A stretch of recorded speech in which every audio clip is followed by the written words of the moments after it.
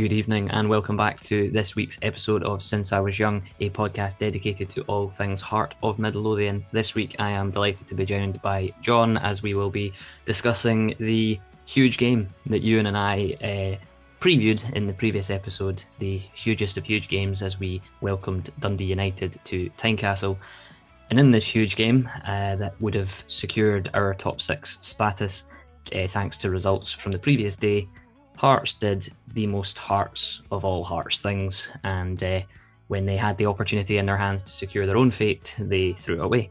So that kind of sums it up for me, but we'll talk about it as we go along this evening, as well as obviously our thoughts on the next huge game against Motherwell, and just our general thoughts in terms of, you know, top six. Is it still possible? Is it still likely? What do you think? How do you feel? And obviously open it up to you guys. Would you rather finish bottom six? Because I feel like we might get more points that way, but who knows?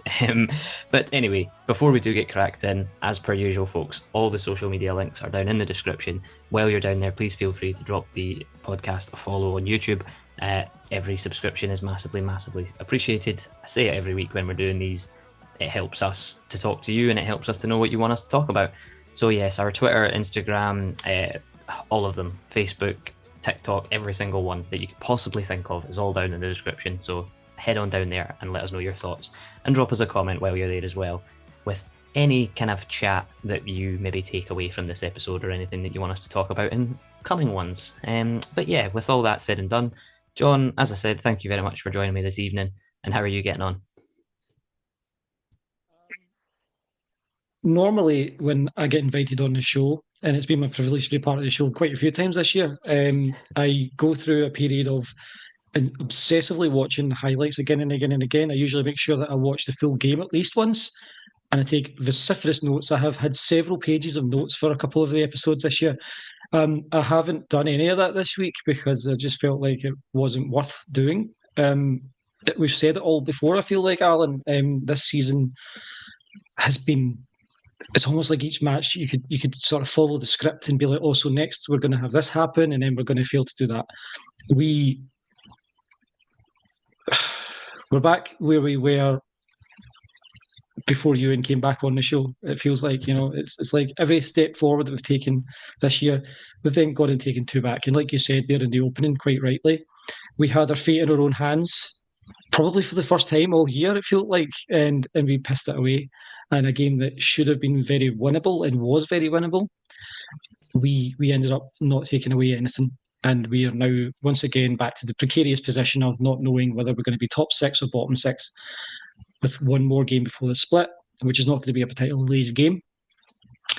I'm fed up, quite frankly, with this. But apart from that, I'm good. Well, that's good. Apart Yeah. from that, we're good, and that's good. That's what you Yes. want. But yeah, I mean, we can just kind of get stuck into the game, as I say, and as we kind of talk about quite frequently. There's certain incidents in the game that I feel like warrant some discussion. When I saw the lineup to begin with, obviously Lauren Shankland on the bench was one that kind of stuck out with me, and I feel like it's one of those things that fans have kind of been asking for quite some time, that Shankland gets benched, or at least, you know, gets a break and gets taken out of things. And then obviously he had his injury and then he's come back from that.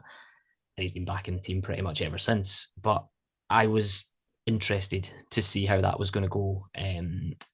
Whether I don't know what Critchley's reasoning for benching him was. I know he played the diamond system and he played George Grant in that sort of number 10 with Cabangu and Wilson up front and Khartoum on the right and Spittle on the left. And well, I don't know about you. I feel like the diamond is not a system that works for us at this moment. I think what it does is it puts massive pressure on Benny to be the midfield when, listen, we love Benny and he gets my vote for player of the season just because he's just sensational.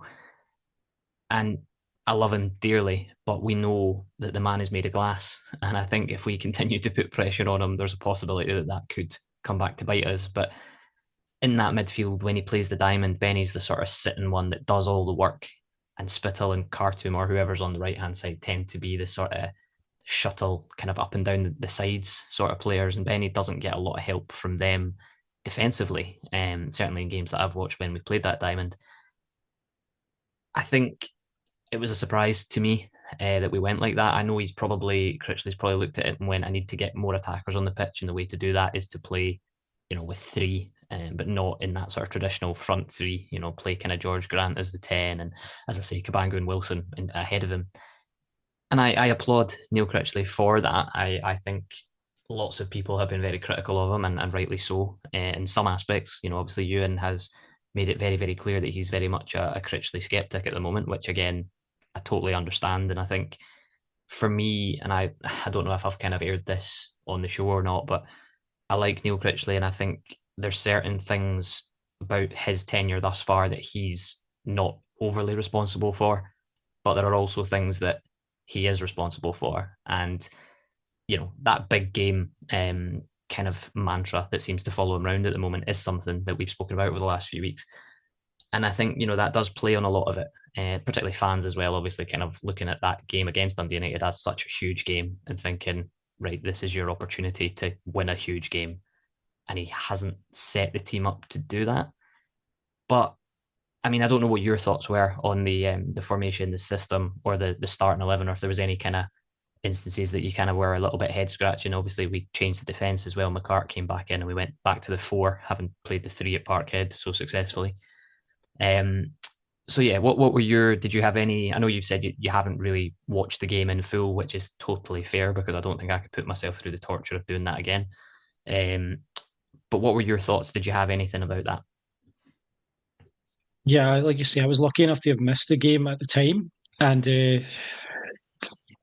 I would probably echo most of your sentiments there about specifically the shape. I don't understand why we're playing that diamond in this situation when what has worked previously over the course of Critchley's tenure has been the 4-4-2, and the one sort of massive like positive that we talked about all through the first kind of third to first half of the season was that dynamism down the left hand side of Spittle and Penrice, and I do not understand why that isn't being deployed anymore, or more often. It's been the most successful partnership that we've had in the team all season. And like you alluded to there, it took a hell of a lot of the pressure off of the Bennies, and players like that. George Grant, I feel, certainly showed a lot of improvement when he was dropped back into that midfield too as well. So I find it really a head scratcher why Sander Khartoum, who is by all appearances far more of a number 10 type player, I don't understand why he's been put beside Benny in the midfield too, while Grant's up in the 10 role. If you had switched even those two around, potentially you're looking at a more fluid and more effective attacking strategy. Uh, the team selection wasn't overly overwhelming. I was slightly surprised that Shanklin was dropped, and like you say, a lot of people have been wanting him dropped for various reasons for a long while this season. He hasn't had a good season. There have been some things that he's done right. There's been some things that he's done very well. Scoring goals has not been one of them. And being consistent at doing things well has certainly not been one of them either. He certainly hasn't played his way into any sort of indispensability over the course of the 2024-25 season. So I don't think anyone, including Shanklin, can be surprised that he's been rested. Like I say, I would have put Khartoum in that role rather than Grant, and I would have maybe dropped Grant into the midfield too. But yeah, a bit of a confusing team selection with regards to the formation. Not a particularly successful system this year when it's been tried. You know, the 4-4-2 has been far more effective. Even the 4-2-3-1 has been way more effective than the 4-4-2 with the diamond. I don't understand the logic behind it, and I really don't. I fail to see the merit in sticking with something that clearly is not working. Like you say, the 3 Yeah. didn't work at Celtic Park. Um, the diamond hasn't worked at home either. Why go there? Yeah, no, I think you're absolutely right. I think a lot of it was obviously down to the Cammy Devlin injury and the concussion that he suffered, and he was out for obviously Yeah. a lengthy period of time. And don't get me wrong, when the diamond was first kind of used, it did work and it looked quite good. But I think one player to kind of pick up on, and I won't, rattle on too much about it because I've kind of spoken about him a few times, and you mentioned him there was Blair Spittle. I think the fall off in that man is something that should be studied as well. He seems to have just lost that energy, lost that kind of connection on the pitch. And I don't know, like you say, maybe it is due to certain things changing in the system and maybe more responsibilities on Penrice or more Yeah. responsibilities on Spittle, but they just don't. Neither of them really seem to be playing with that sort of freedom that we saw in the early sort of Critchley period. And I remember saying about, I think it was after the January window, talking about Neil Critchley and saying, he's at least he's not having to put square pegs in round holes. But I think recent tactical recent tactical setups that we've played, there has been a bit of that. And is it a case of he's treading water till we get to the summer window and the real kind of squad rebuild can happen? Perhaps, but there were certainly some things that I was scratching my head about the lineup. But that being said, I felt like to start the game off, I thought we were actually not that bad. If I'm honest with you, we had three reasonable chances from, I think it was Khartoum, Wilson, and I think it might have been George Grant. I can't Cabangu. remember the Cabangu. That was it. Yeah, thank you. I knew it. I Cabangu knew it was was some. clean. Yeah. I knew it was somebody that started with Uh, a K. yeah. But Cabangu yeah, was clean through at one point and drilled it yeah, low straight at the keeper, which seems to be a bit of a tendency he has. yeah, I guess that's probably why Cabangu, who clearly has some serious goal scoring chops, that's probably why he's at a club like Hearts and not maybe somewhere in the Championship down south. He does have a tendency to sort of shit the bed a bit in one-on-one yeah, situations. yeah. Um, He does. He does but come yeah, across as quite an instinctive striker, which is something that we seem to have in abundance, rather than just a proven clinical, calm head finisher. yeah. Which I mean, The I would one say the one Shanklin. proven clinical finisher we have is not doing the job, Yeah, unfortunately, well, and that would be exactly. Shankland. Yeah. Yeah, exactly. So I mean, the point that I kind of want to make just about those three chances is that they were all clear cut opportunities. You would say, Aye. at least making the goalkeeper do something. So that kind of maybe vindicates the idea to go attacking right from the start, because obviously it was a huge game. It was in our hands to do something. So he's got to go out and attack the game, and we did that. But then the turning point of the game, the red card from James Wilson, the slide tackle. On first viewing, I was raging with Nick Walsh. I mean, I still am. I don't think he's a good referee at all. I think he's absolutely horrendous. But I was fuming about the decision because I watched it back and I thought that's at most a yellow card and maybe a stern telling off. And then I watched it again and again and again. And then I saw a different angle that I think was on Premier Sports. And it was not from the referee's perspective, but it was a different side from what the cameras caught initially.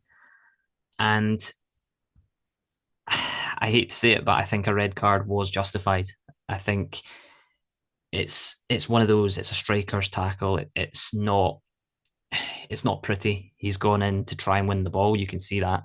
There's no intent to injure the player. I think we can see that as well. But I do think the Dundee United boy makes a meal of it, which maybe adds to the calls for a red. But yeah, it was one of those. As I say, initially I was ready to go down to Tynecastle and step on the pitch and batter Nick Walsh for it. But after review, I thought, you know what, maybe that was the right thing to do. Maybe it was just a typical kind of old fashioned striker's tackle. But James Wilson does, when you see the angle, that kind of changed my opinion. He does seem to pull his leg out a little bit, so he knows that he might make contact with the player and he tries to avoid it. So I don't know what your thoughts were, but for me, as I say, I've gone back and forward on it, and I can understand why a red was given. I think the biggest positive is that I've heard today it's only a 2 game ban, and he's able to play in the semi final, so that's a plus. But yeah, what did you think? Much the same as yourself, I was pretty convinced the first time I saw it that it wasn't red card worthy. But the more angles you see of it, you do see the foot is slightly raised. And as soon as you go above that ankle these days, whether there's intent or not, whether you're trying to pull back or not, no matter how clear it might be that you're not intended to hurt the player, as soon as you go up the studs above that ankle, that's going to be a straight red in most cases nowadays. And like yourself, I'm no fan of Nick Walsh as a referee. I think he's completely incompetent, like most SF referees, unfortunately. What I Yep. would say is that it was a soft red, and it probably should have gone to VAR. I don't know that VAR would have overturned it. I think VAR would probably have agreed with him because there wasn't clear and obvious evidence of a mistake being made. So I do think it should have gone to VAR. I wouldn't be raging if VAR had upheld the red card though, because it was a high tackle ultimately, and Critchley said as much in his post-match comments. He said that the word he used was, I believe, naive. It was a naive Yeah, challenge that you'll learn from. He's gone too high with the foot. Um, but I am still a bit miffed that it didn't at least go to VAR, because it wasn't an obvious studs up challenge. yeah, When you see it in full speed, it wasn't obvious at all that it should have been a red. Um, but while it would be a soft red, I wouldn't argue with an opponent player being shown their marching orders for the same tackle if it was on a Hearts player. yeah. No, I totally get you, and again, it will not be a surprise to anyone to hear that I completely agree with you. Um, Yeah. but yeah, I mean, the game obviously kind of took a turn after that, and we changed the shape to a 4-3-2, just to accommodate the players we had, and they put George Grant up front for a spell of the game as well. And it's frustrating because even after that, we did have some chances, but we just reverted back to Hearts that are maybe a bit too safe and a bit too shy and not playing like a team playing at home is the kind of vibe that I got. And it was the pressure was piling on them because obviously they know how big that game was. And yeah, the red card made a huge difference. I do think as well, half-time changes from Dundee United made a big difference for them. They brought on what's his name, Glenn Middleton, the winger, who effectively gets the assist for the goal that obviously won the game in the end. They made changes, we made changes, but our changes, I felt, and again, this is something that I've spoken about Neil Critchley and saying, there's certain things he should take accountability for and certain things that I don't feel he should. Changes during games seems to be something that is a bit of an issue. And whether that's down Yes, to the personnel that he has 100% agree. available, yeah, whether that's down to the personnel available to him to make those changes or not, that's one way of looking at it. But we can pinpoint changes like bringing Cammy Devlin on for Sander Khartoum, who I don't think had a bad game. I think he kind of drifted through it, if I'm honest. But we're behind in a game. You're looking for a goal. You're looking to get into a game that is massive, and you take off a player that has shown attacking, forward thinking, and bring on Cammy Devlin. Now I know Cammy has that energy and that sort of buzz, but he's not an Aye. attacking player. Let's be real on that.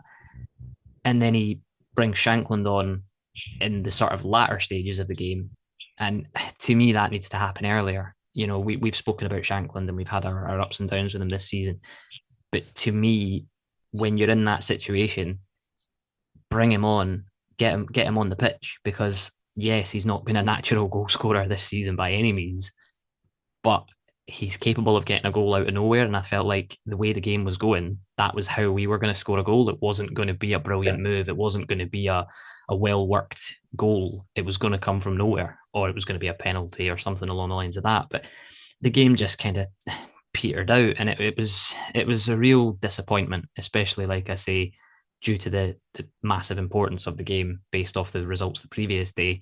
3 points would have secured our place in the top six. However, it rolls into the final day of the season before the league split, where we obviously travel away to Motherwell. Still in our hands, but somewhat slippery, or somewhat more slippery than it was after or before Dundee United. And the big game mantra, like I spoke about earlier, it does get levelled at Critchley, and the Motherwell game has taken on more importance. I don't know if there's anything else you kind of wanted to speak about the Dundee United game. I feel like we've kind of covered the main points. But if there was anything else that you had in mind or anything that you wanted to kind of speak on, then feel free. Couple things that I would highlight, one of which is to do with the changes. I do feel that our changes are never reactive enough. They never actually reflect the flow of play. It's almost like actually decides, right, at this minute, I'm going to bring that guy on for him.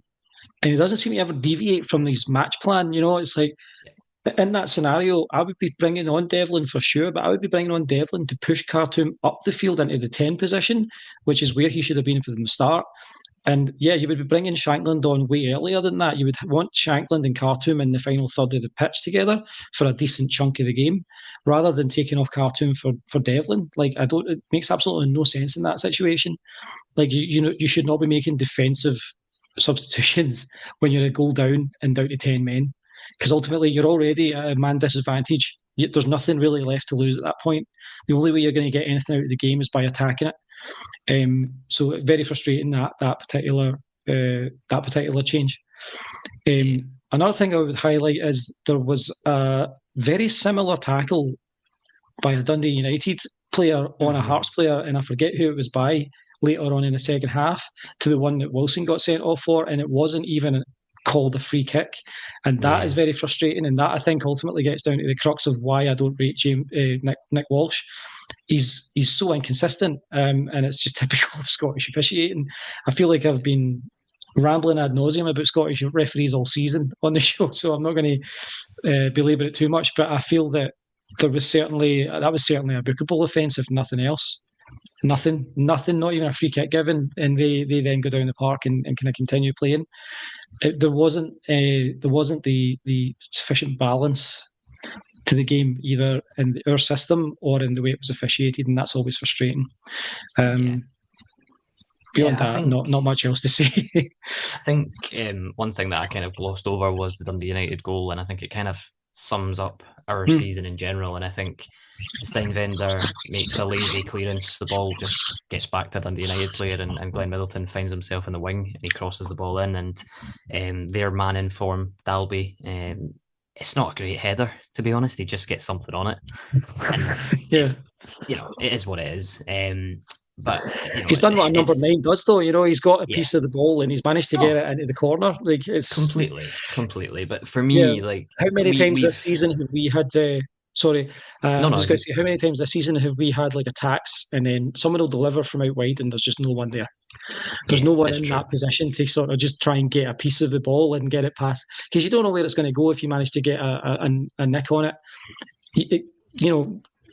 More often than not, you're going to potentially have a good time if you get people in those positions.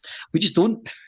No, and I think the thing that I wanted to kind of round off the thoughts on the Dundee United game were that it's you and I have done a lot of episodes this season, and I've done obviously quite a few with Ewan as well, and we kind of come round to the same sentiment quite often, which is if you're not keeping the ball out at one end, then you're unable to put it in at the other, despite creating chances, which we did against Dundee United. You're going to struggle. And that's been the story of our season, not just the story of the Neil Critchley reign thus far. It's at both ends of the pitch are not delivering, and that is something that is why we are where we are. But yeah, we'll move on and sort of talk about the upcoming tie against Motherwell and its obviously importance in terms of top six. I said at the start of the show, do I want top six? Obviously, yes, I do. But would I complain if we didn't get top six? Absolutely not, because in my heart of hearts, we don't deserve it. We haven't played consistently well enough this season to say that we are capable of being a top six football club. And that's worrying and quite sad to say. Like I saw a tweet, and I'm going to just bring it up on my phone here. It was from Graham Taylor on Twitter.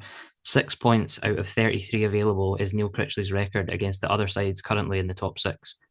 Throw in being unable to defeat a part-time Moldovan team to progress in Europe, and I can see why there are doubts over next week's game versus Motherwell and the Cup semi-final also.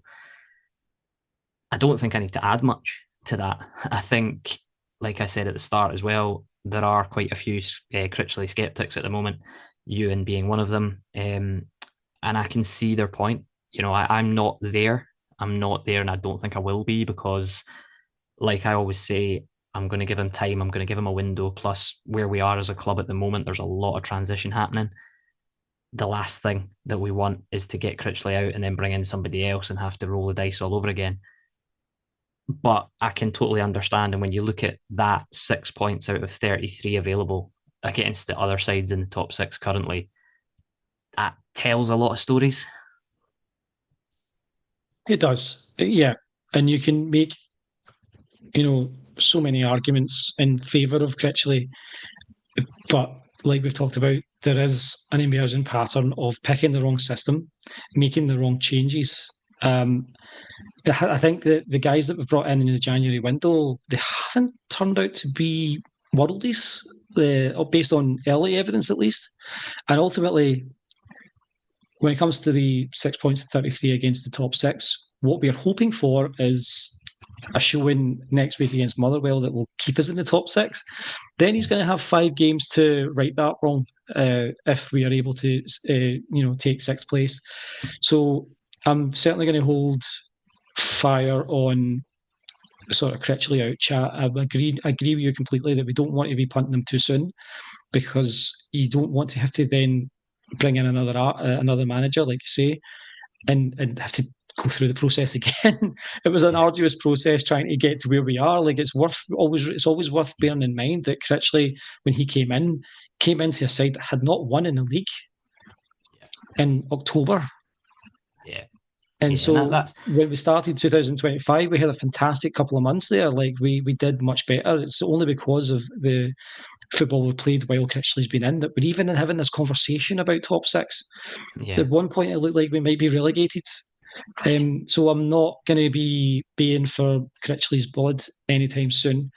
I do think that we need to improve against top six opposition because ultimately, we're Hearts, we want to be top three at minimum. We want to be considered that third biggest team in Scotland as a standard, and that's the standard we should have with the budget that we have, with the resources that we have. We need to be looking there. Obviously, you're going to have fluctuations in that. You might finish fourth, you might finish fifth. God forbid, you might finish sixth once in a while if you have a really bad season. But this has been a really bad season in that we were potentially looking at relegation for a bit before Critchley came in. yeah, So yeah, we do need to improve against the Old Firm as well. That's including the Old Firm because the games against the Old Firm, even the ones that we have not lost, yeah, we have had chances to win and failed to do so. You can't be dropping those points in those situations where you have an opportunity. And then there's been a couple where we've just been absolutely gubbed by them. And again, you don't want to be showing up and not giving them a game. You want to give them a yeah. game at least. Well, I think It's been profoundly frustrating all season, but I do think that Critchley has on balance been a net positive by yeah, comparison to many other aspects of the season. The players, I still believe wholeheartedly, the players bear the vast majority of the responsibility. They have completely shit the bed this year.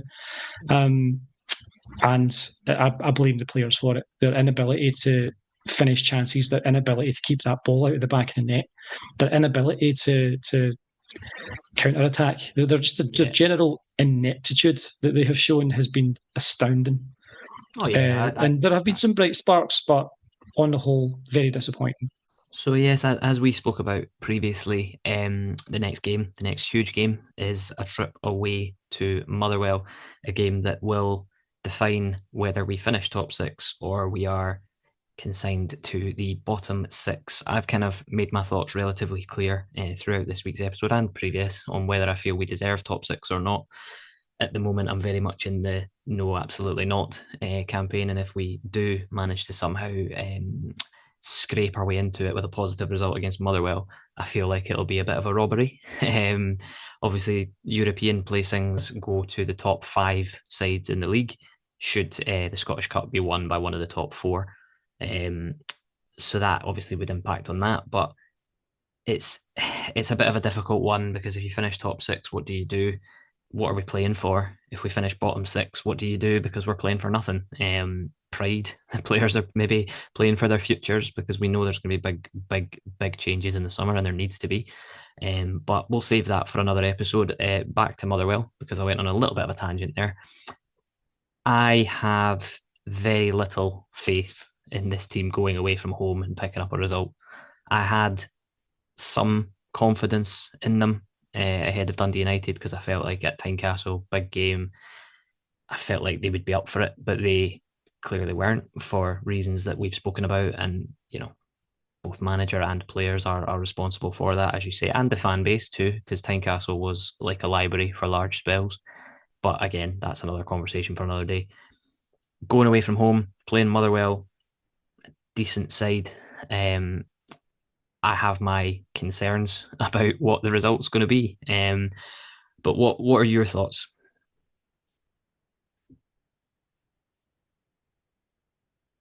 Hearts are going to deserve precisely what they're willing to work for this weekend. If they're Fair. willing to go out there and give 100%, every single one of them for the entire 90 minutes and put in a shift and beat them, because we're more than capable of beating anybody in this league. We have proven it. If they're willing to go out there and put their bodies on the line and win that fucking game by any means necessary, then they deserve to be top six.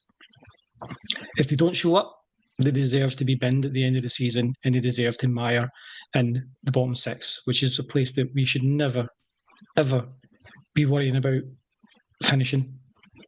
Not with the budgets that we're spending, not with the fan base that shows up every other week. And you mentioned the atmosphere at Tynecastle. It's a conversation for another time. I don't blame them.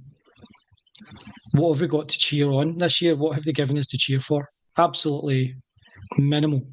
Scraps, crumbs. At best, we deserve to finish mid-table. What are they willing to work for? That ultimately, that's what they're going to deserve at the end of the day. It's almost like you couldn't have written a better script.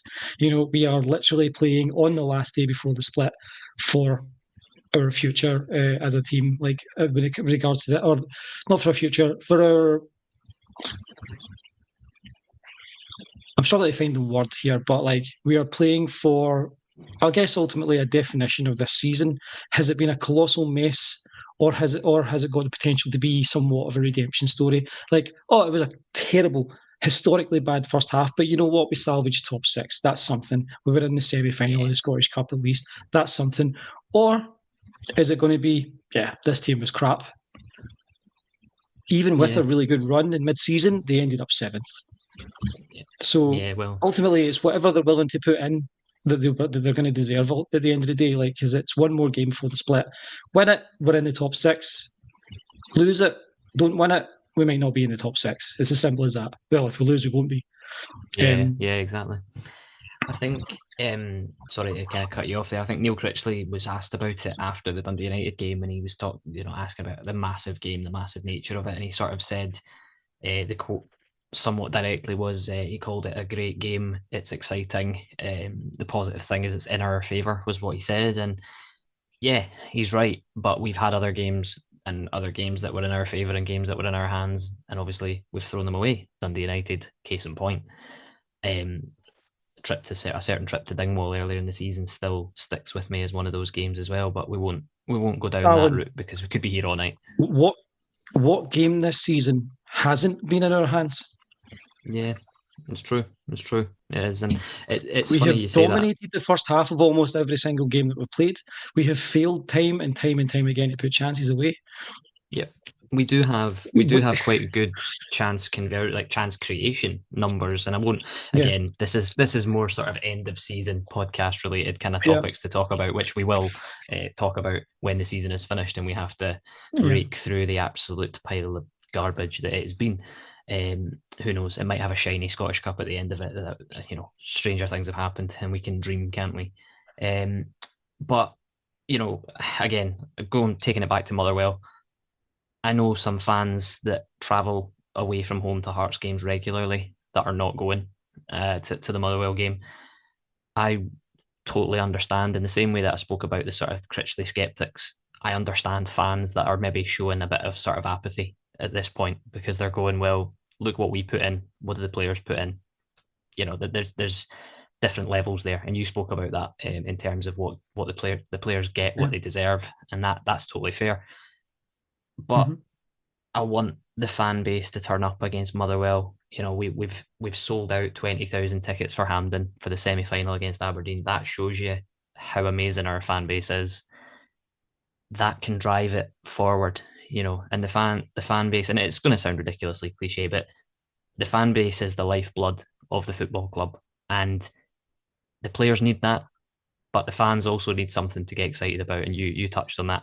Hopefully against Motherwell, with it being an exciting game, in the words of our manager, which I wouldn't call it exciting. I would call it nerve-wrangling nonsense. But it's bizarre to think that, because it shouldn't be, because ultimately we're playing for a place in the top six. I'm acting as if we're playing for a title or something.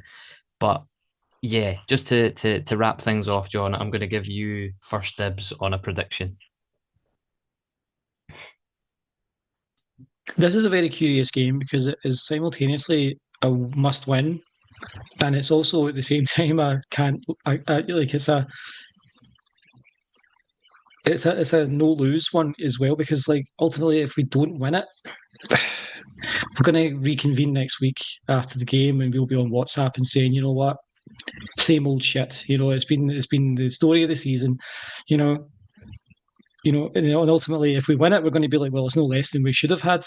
It just harks back to what I said earlier. The players are going to get what they deserve. They will deserve whatever they accomplish next week. I don't have a lot of faith in this group of players. I think we will probably at best have a draw.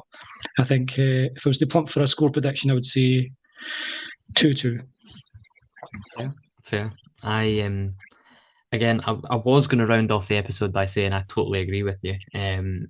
But I want to try and bring some form of positivity to what has otherwise been a very dull podcast episode this week in terms of the subject matter.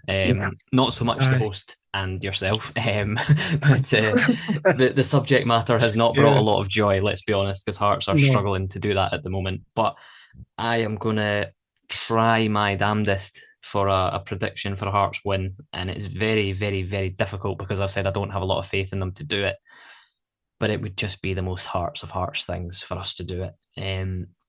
But I'm going to go back on that, and I'm going to say I don't think we're going to win, because every time I've said we're going to win this season, we find a way to not do it, or we find a way to balls it up. So Mm, yeah, long and short, I think Motherwell might take 3 points. right. And times are hard and things are bad when I'm on this podcast not predicting a Hearts positive result. So that Aye. I feel like Yeah.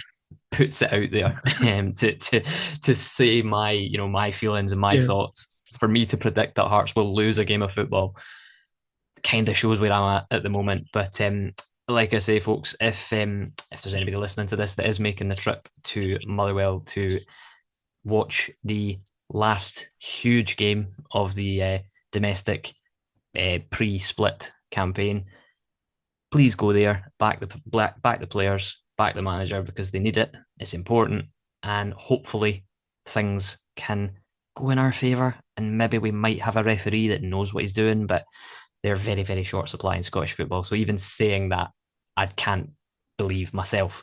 But yeah, if you are making the trip, please do try to enjoy it, and hopefully the players will give you something to enjoy, and we can look ahead to a Scottish Cup semi-final against Aberdeen, where the stands will be packed with Hearts fans, hopefully off the back of a positive result against Motherwell. But Yeah. John, have you got anything else to add before I wrap up? Not with it, no. Let's just get it over with and just I'm hopefully we with just you. cross our fingers. Like ultimately that semi is kind of a bonus. At the moment, there's nothing that can really go wrong in the Scottish Cup at this point. Even if we get absolutely pumped by Aberdeen, we really deserve to be there in the first place. Like it's been such a terrible season in the league that it's like a distraction. It's like it's false hope almost. Like if we win the Scottish Cup, that's a different story. Like winning the Scottish Cup is always just the achievement of achievements for any team outside the Old Firm. Yeah, But like the semi final, I don't. I would rather lose the semi final than go on to the final and then get pumped by Celtic. It's as simple yeah, as that. You know what I mean? I really don't want to get my hopes up and end up in the final and then it just collapses from there. I would rather yeah, lose the semi final than the final, to be honest. And I think that's for most football players, most athletes, they would rather lose a semi final and get to the last yeah. stage and end up Nobody, losing. nobody wants a So runners-up medal, ultimately, do they? no. So I guess what I'm saying is I'm ambivalent about the semi, not exactly flowing, don't exactly have optimism flowing through my veins for Motherwell this weekend. If we get to the final, I'll back Hearts to win, like I always do when we're in finals. I will be cheering for it. I will be hoping for it. I'll be praying for it. I don't even pray, but I'll be praying for it. Um, but based on the evidence that I've seen this year, I don't feel like this crop of players has the balls to either get top six or win a cup. I don't have high hopes. I hope to prove me wrong. I would love to be sitting here for the season wrap up and say, you know what, fair fucks to them. They got top six and they got into that Scottish Cup final, and by God, they lifted a trophy. I don't see it happening. Well, if you do see it happening, please do head down to the comments and spread some positivity, Please because I do. feel like Please do. we Yes. need some positive engagement off the back of this week's Yes. episode. And I speak often about Mhm. these podcast episodes coming across as a bit of a therapy session, and I feel like that's what this evening's one has been. It's been kind of a theme of this season. But as Yeah. ever, thank you so much to yourself, John, for jumping on with me this evening. It's been massively Thanks for having me. appreciated. And yeah, like I said, folks, and I said at the start, all of our socials can be found in the description box. Please do drop a comment. What were your thoughts on the Dundee United game? Were you surprised that we lost, or did you expect it? What are your thoughts for Motherwell? Can you see us getting the 3 points? Or, like myself and John, are you not really arsed about it and just hoping for the end of the season? Because that's kind of where I'm at the moment. But yeah, we'll we'll leave it there for this week, folks. Thank you as ever for watching, listening. Your support is massive. Take it easy. Bye for now.